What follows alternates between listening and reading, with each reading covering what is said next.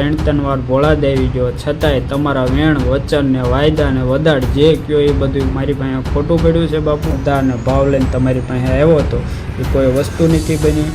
ઝાલા ઝાલા કરે ને દાનભા હા એ આ દાન ભાઈ જે હોય આપણે નથી ઓળખતા, એને એક વખત મળવું છે અને એને કેવું છે કે ભાઈ તારો સુરો દાદો સુરો પૂરો રહ્યો એ કોઈના છોકરાને મારે ખરો સુસાઇડ કરવા ઉપર મજબૂર કરે એવો કોઈ તારો સુરો પૂરો છે? મારે એને ખાલી એક સવાલ કરવો છે સર. હા મારો ભાઈ હતો, મારાથી સાવ નાનો, અમારાથી આગો ભાઈ, અમે 4 ભાઈઓ છે એમાંથી સૌથી નાનો.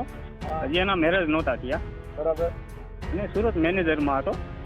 એને શું સૂચી ગયું, ભોળાદ હાલીને જતો, ભોળાદને બહુ માનવા માંડ્યો તો. મને આ પછી રહીને ખબર પડી છે. મને જો ખબર હોત ને તો એને કહી દે ભાઈ સાની મહિનાના ધંધા કરો, ધંધા કરવાથી આપણે આ બધું મળે છે, બાકી આ બધું એ બધું ખોટું છે. હું સાહેબ નથી કોઈ વસ્તુ નથી માનતો. હું હજી મારી જિંદગીમાં કોઈ જગ્યાએ દાણા નથી જોવડાવ્યો. પણ હવે મેં અહીંયા બધા લોકોને કીધું ને કે ભાઈ કે તું નાનો માણા પડ, ત્યાં બધી બહુ મોટી ગેંગ છે, ત્યાં તને કોઈ જવાબ ન દે ને. હકીકત સર મને ત્યાં કોઈએ જવાબ દીધો નથી. મને ત્યાં એક વ્યક્તિ એને મેં કીધું ને એનો કોઈક ત્યાં માણસ છે, બધું આવું રીતે બધાનું ધ્યાન રાખે, માણસો આવે લઈ જાય મૂકી જાય એવું બધું છે. એ વ્યક્તિને મેં એમ કીધું તા મને એ વ્યક્તિએ શું કીધું ખબર છે ભાઈ, તારી જેવા કે અહીંયા 1700 આવે છે બરોબર. હવે એ માણાને આપણે ગોતવી તો હવે ન જડે, કારણ કે મારી પાસે એ માણાનો હવે એવિડન્સ મારાથી લેવાનું નથી બરોબર. મારી પાસે પ્રૂફ એક જ છે, મારા ભાઈનો વિડીયો. એ વિડીયોમાં શું બોલે છે? વિડીયોમાં સુરાપુરા દાદાનું બોલે છે. સુરાપુરા દાદાને એમ કે છે કે દાદા મારું જે હતું એ બધું વી ગયું છે અને તમારે જોવામાં ભૂલ થઈ છે અને હું મારું જીવન ટૂંકાવું છું. આજ રાત્રે તમે મને બચાવી શકતા હોય તો બચાવો, નકર આજ રાત્રે હું સુસાઇડ કરું છું. અને એ સુસાઇડ એને કરી જે ઓફિસમાં એ મેનેજરમાં હતો. સર કોઈને એવું ન લાગે કે આ છોકરો સુસાઇડ કરશે. અમે રિયલ જોયેલું છે, એના સીસીટીવી કેમેરા છે, 17 કેમેરા છે એ ઓફિસમાં. અમે રિયલ જોઈને આવ્યા છીએ. ત્યાં કોઈને ન લાગે કે આ છોકરો સુસાઇડ કરશે સર. તો હવે વિચાર કરું છું સર, મારે એ વ્યક્તિને જ્યાં ભોળાદવાળો બાપુ કે ને હું કદાચ મને એ ભડાકો કરી નાખે ને તો મેં જાય મરી જાવ તો એક વખત ભલે મરી જવું પડે એની વાહે. બાકી મારે એ સુરાપુરા વાળા ભુવાને એક વખત મળવું છે અને કેવું છે કે ભાઈ તું મને મારું પ્રમાણ બતાય. મેં ત્યાં મારા ભાઈને માર્યો, તારો દાદો એવો આ માણાને તું એમ કેશો માણાને તારે છે તો તારા દાદાએ મારા ભાઈને માર્યો શું લેવા? એટલે મતલબ એમાં એને અંધશ્રદ્ધામાં પીડ્યો એમાં મરી ગયો. હા અંધશ્રદ્ધા 100% અને સર સુરાપુરા દાદાનું એમાં હું જે માણસ હેપતાય હું કામ જાય છે ત્યાં એમ કહી દે તમને લોહીની ઉલટી થાય એટલે છે ને નબળા હૃદયનો હોય ને ઈ ફેરાઈ જાય કે મને કઈક થઈ ગયું, કા મને કે મારી કઈક ભૂલ થઈ ગઈ, એવા વેમમાં પડી જાય એટલે એ માણસ એની મેળે હેપતાઈ જાય. ખરેખર નંબર બીજો કે ન્યા કણે છે ને લાગવગ હાલે છે. દાનભાને મળવા માટે કરોડપતિ માણસો સિવાય કોઈ એની પાસે બી હતું ના સર. તમારી 100% વાત છે સર. હું ત્યાં ગયો તો મેં બધું જોયું, 3 દિવસ રોકાણો સર. તમે ત્યાં કોઈ જે નાના માણસો ગયા હોય અને ઈ એમ કહી દે મને ભોળા દ્વારા દાનભા મળ્યા હતા તો તમે કઈ શરત હારી જઈ? ત્યાં છે ને લાગુ ચાલે છે ત્યાં સર. આપડી જેવા મારી જેવા હાવ સામાન્ય માણસ હું સર અત્યારે એનું નામ બની ગયું. ત્યાં કણે હવે પબ્લિક આવી ગઈ ને, હવે ત્યાં દાણિયાની કિંમત છે, ત્યાં કોડિયુની કિંમત નથી. આ જે આમ પબ્લિક જાય ને બધા કોડિયુમાં ગણાય. દાણિયા કરોડપતિ માણસ હોય ને દાણિયા ગણાય એટલે એની ત્યાં કિંમત છે. ત્યાં કણે નાના માણસોને કોઈને મળવાય દેતા નથી. પછી જે ગાડીઓ જાય ને એમાં પાછળ સીધું ભોળા ભાલનું સ્ટીકર મારી દે ને એના 10 રૂપિયા લઈ લે. અને હું તો સર એમ માનું છું કે આ બધી પબ્લિક ત્યાં જાય છે બરોબર, તો કે ભાઈ તમે આ બધી પબ્લિક છે ઘરે ઘરે બધાનો પૂરો હોય ભાઈ, તમારા પૂરાને માનો. એમ નહીં, હવે તમારા ભાઈનો વિડીયો જે છે એ ઓનલાઈન મૂકશો ને તો મારે અહીંયા પત્તર ઠોકાઈ જાય છે. તમારું ગામ નહીં લખી અને એમને અમે તમને તકલીફ છાટા પડે ને એવું અમે નહીં કરી. કારણ કે અહીંયા શું છે સર, હું એક નાનો માણસ છું, સામાન્ય માણસ. તમને કોઈ દબે ને તો અમે બેઠા છીએ ને ભાઈ. કાયદો બધા માટે સર્વોપરી હોય, કોઈ આપણે દબે. આસારામ બાપુના માણસોએ બીજા માણસોને માર્યા હતા હજી એ જેલમાં ગયા છે. અને સર મારે છે ને મારી બા છે, એટલી હાવ સાધારણ મમ્મી છે મારી.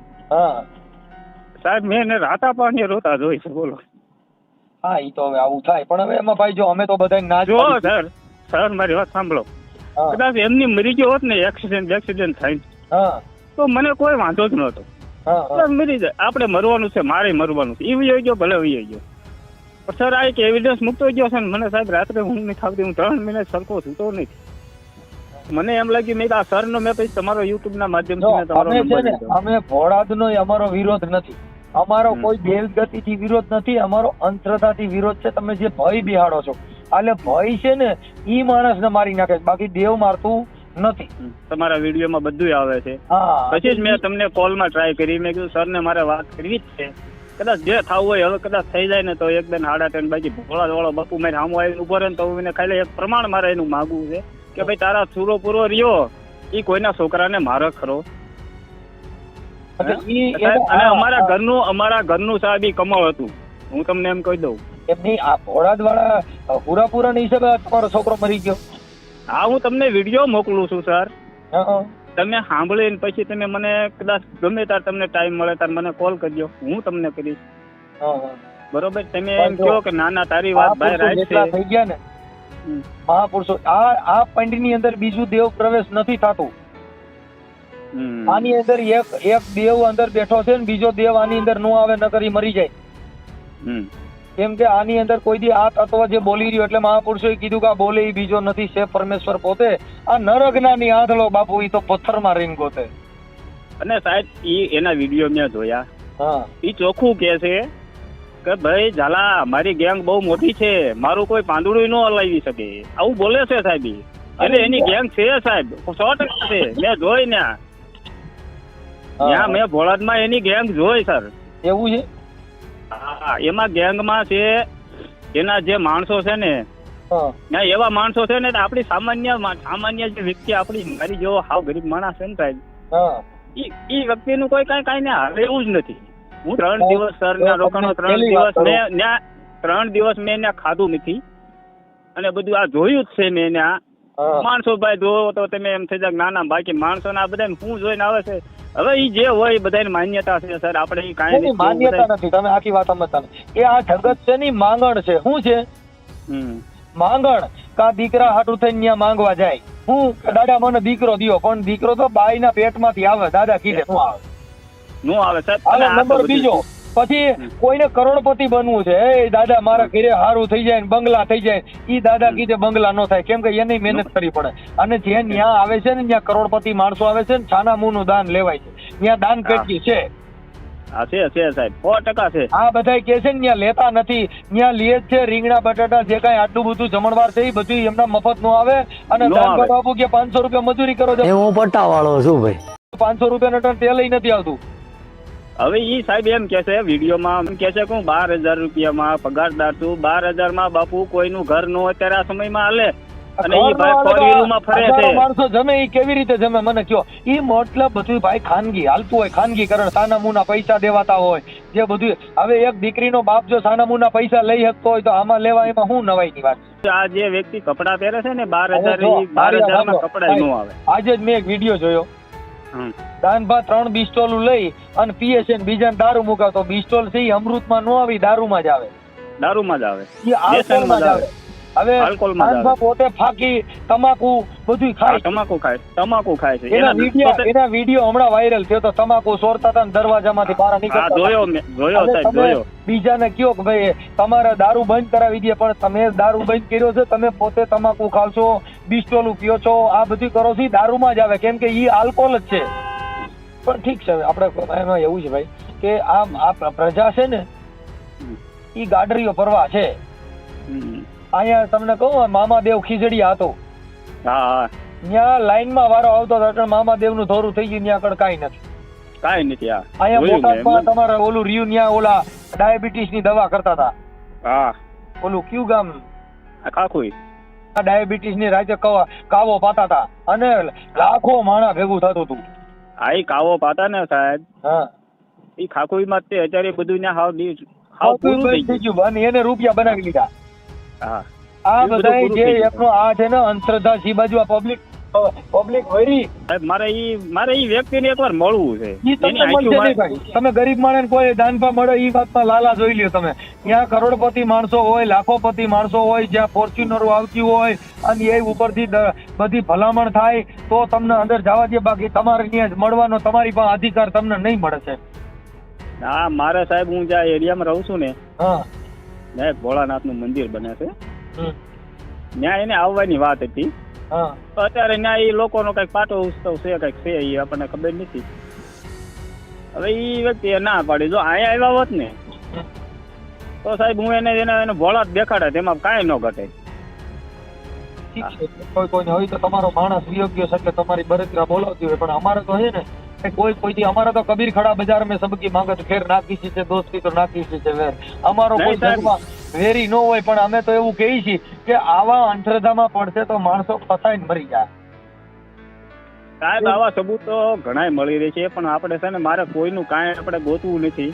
મારે એક મારા ભાઈનું મને એક ક્લિયર કરવું છે. મારી માર રાજજી આમ જો સાહેબ તમે હાસુ નહીં માનો, તમે આમાં હોય ને હા આમ મેં જે મારા ભાડે જ રહેવી છે એને મેં એક અત્યારે હાલમાં ઘરનું મકાન મેં એક બનાવ્યું છે. હા હા મારા પપ્પાની ભાડે રહે છે. મારી માએ આમ દિવાલે જે ફોટો ટીંગાડ્યો હતો ને હા મારા ભાઈનો, હમ એ ફોટો હું છે ને લઈને મેં એની તેજુરીમાં મૂકી દીધો. કારણ કે હું ત્યાં ગયો હતો ને સાહેબ એ થોડાક દૂર રહેશે માંથી 1 કિલોમીટર દૂર. હા એ સાંજે 8 ને ગયો ને ત્યાં મારા મમ્મી છે ને એ ફોટા સામું જોઈને બેઠા હતા. આમ તો સાહેબ મેં મારી નજરે જોઈ છે સાહેબ, રાતા આંખુડા પડતા મારી માના આંખીમાંથી રાતા આંખું. એટલે તમારા ભાઈ ને ઘોડા શું લેવા જતા હતા? બસ એ આવું એને એવું સુજી ગયું હતું મારે અમારે સારું કરવું છે. સારું કઈ રીતે કરે એ આપણા હાથ ઉપર આધાર હોય. બોળદ કોઈ સારું ન કહી દે. હું એ કે મેં એને સલાહ આપેલી સાહેબ. એ ઘણી વાર બધે દોરાવા જતો હતો અને હાવ સીધો માણા એકદમ, એમાં કાંઈ ઘટે જ નહીં સાહેબ. હા એકદમ સાદો ને સીધો માણસ. મતલબ અંધશ્રદ્ધામાં ફસાઈ ગયો, બીજું કઈ નહીં. સુરત જે મારો મિત્ર છે એના કારખાનામાં 4 વર્ષથી મેનેજરમાં હતો. મેં જ મૂક્યો હતો સર. હા ત્યાં હજી સુધીમાં સુરતની અંદર કોઈ એવી વ્યક્તિ એમ નથી કીધું કે આ વ્યક્તિ મોળો હતો. હા હા આખી ઓફિસ સંભાળતો હતો. કરોડો રૂપિયાનો વહીવટી મારો ભાઈ કરતો એ શેઠનો. બરાબર બરાબર. કોઈ દી શેઠે એ ઓફિસને તાળું નથી માર્યું. હા છે. જયારે સુસાઇડ કર્યું ત્યારે ભોળાદનું પૂરા નામ લઈને કર્યું. એ હું તમને વિડીયો મોકલું છું. હા હા અને જે દિવસે એને સુસાઇડ કરીને તે દિવસે સાંજે જ એને વિડીયો ઉતાર્યો છે. આથી 3 મહિના થયા.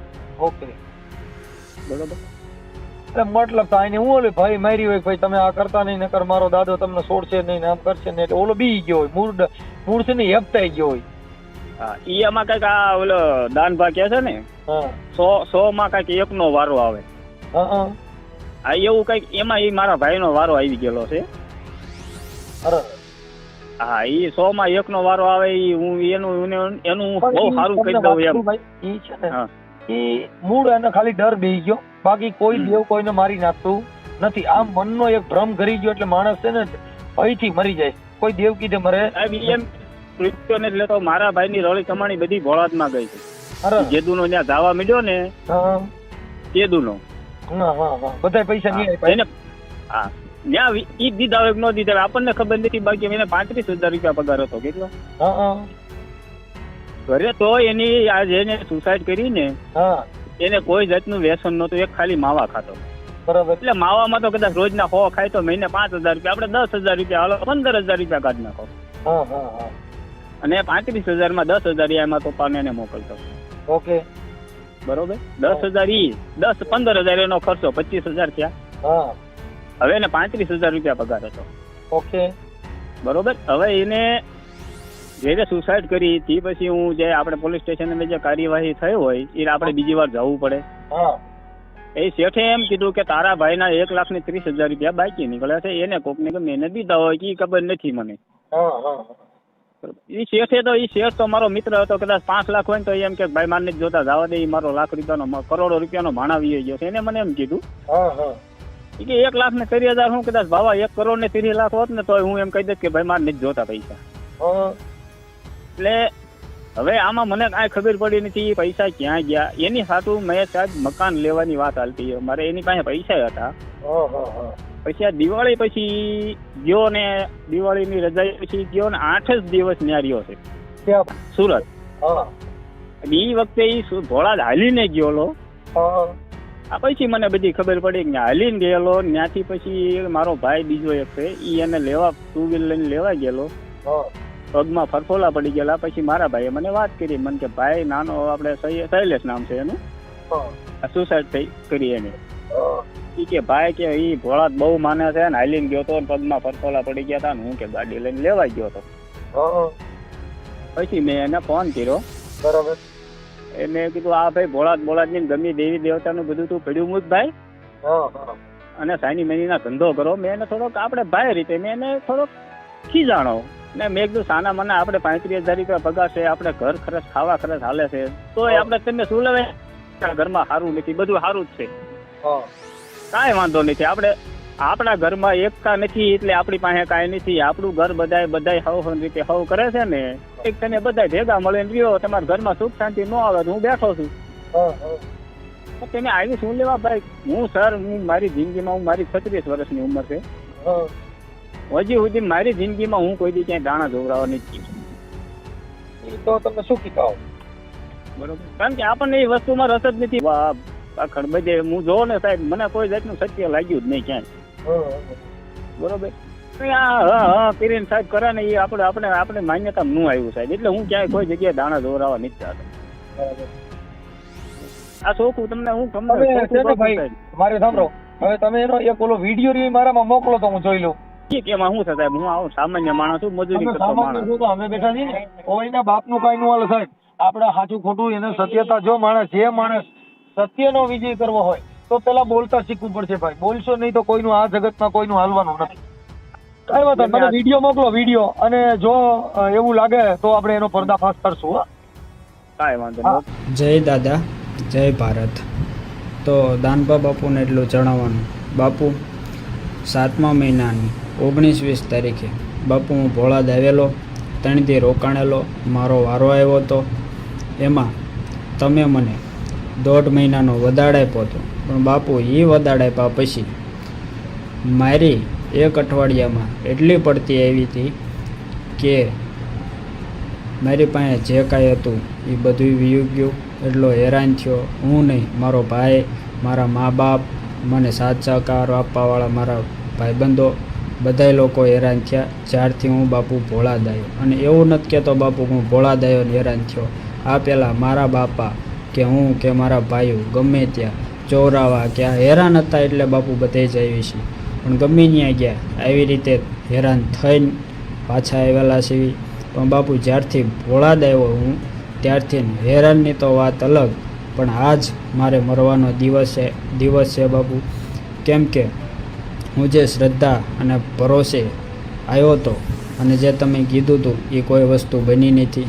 અને તમે જાહેરમાં કીધેલું છે બાપુ કે જેનો સમય પાક્યો હોય અને જેને તમારી મરજી હોય એ તમારો ઉમરો ચડે અને એનો 100માં વારો આવે. તો બાપુ એ વારોમાં હું આવી ગયો છું અને તમે મને વદાડે આપ્યો છે, છતાંય એટલો હેરાન થયો બાપુ કે આજ મારે મરવાનો દી છે.